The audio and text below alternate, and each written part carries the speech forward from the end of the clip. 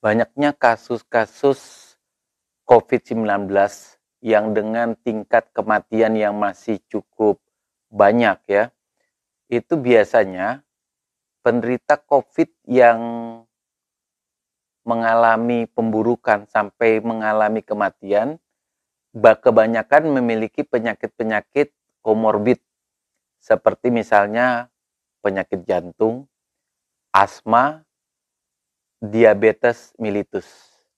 Yang paling sering ini adalah kasus-kasus diabetes mellitus.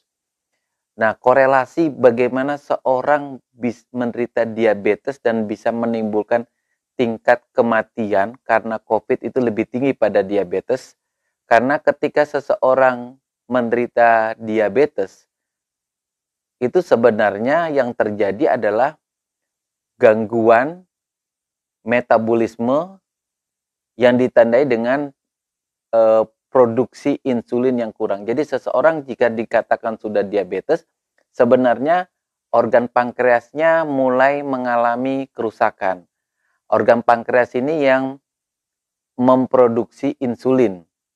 Nah, insulin ini sebenarnya adalah perantara atau karier yang mengantarkan gula darah sebagai sumber kalori untuk semua organ tubuh.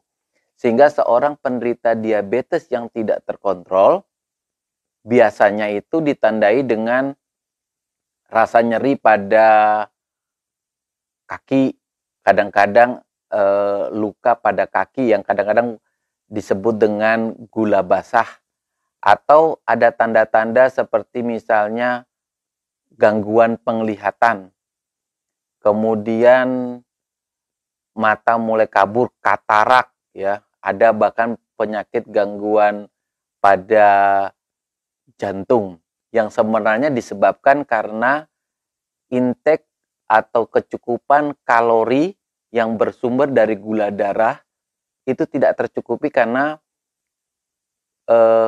insulin di dalam tubuhnya rendah. Begitu juga dengan organ paru-paru yang sering diserang virus corona. Jadi pada penderita paru-paru, ketika seseorang menderita diabetes tidak terkontrol, keadaannya tidak jauh beda dengan jantung, otak, saraf kaki, mata, di mana sudah mulai terjadi kelemahan. Jadi pas kelemahan di paru-paru ini, sistem pertahanan daripada paru-paru tidak seperti orang yang bukan diabetes.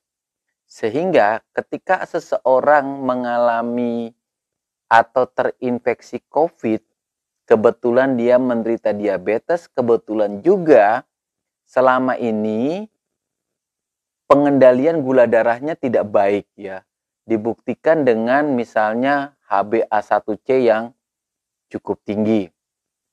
Nah, itu sebenarnya di dalam paru-parunya, sistem pertahanan paru-parunya sudah mengalami sangat kelemahan, sehingga ketika orang terinfeksi COVID, virus COVID itu dengan mudah masuk ke dalam paru-paru yang sistem pertahanan paru-parunya mengalami kelemahan, sehingga begitu cepat seorang penderita COVID yang mengalami diabetes tidak terkontrol itu bisa mengalami pemburukan dengan cepat, mengalami kasus bronkopneumonia yang berat, hingga dalam hitungan jam bahkan hari bisa terjadi penurunan saturasi oksigen yang hebat, kemudian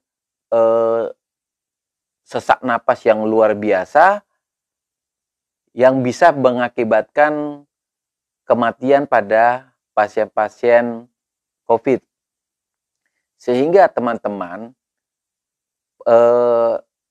penanggulangannya adalah memang harusnya di zaman seperti ini ya, di zaman kasus COVID begitu banyak, teman-teman yang menderita diabetes itu harus segera mungkin untuk memperbaiki nilai daripada gula darah.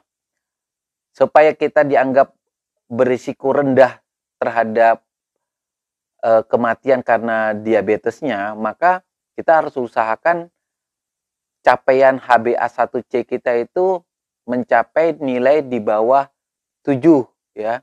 Di bawah 7 dengan menggunakan obat apa saja, baik obat insulin maupun tablet, yang penting hasil daripada pengendalian gula darahnya cukup bagus ya. Gula darah puasanya harus mencapai nilai 100, HbA1c-nya di bawah 7, kemudian tekanan darahnya juga baik, berat badannya dicapai dengan berat badan baik, kolesterolnya juga cukup diperhitungkan. Jadi teman-teman yang menderita diabetes ya, itu harus lebih aware, lebih waspada, lebih menjaga jarak, hindari jangan sampai terinfeksi COVID-19. Kalau memang kita harus terinfeksi COVID ya, karena mungkin tidak sengaja terinfeksi, maka kalau kita memiliki pengendalian gula darah yang cukup bagus, maka kasus-kasus pneumonia berat itu bisa dicegah. Demikian rekan-rekan, korelasi antara tingginya angka kematian COVID pada kasus-kasus diabetes ya, terutama diabetes yang tidak terkontrol.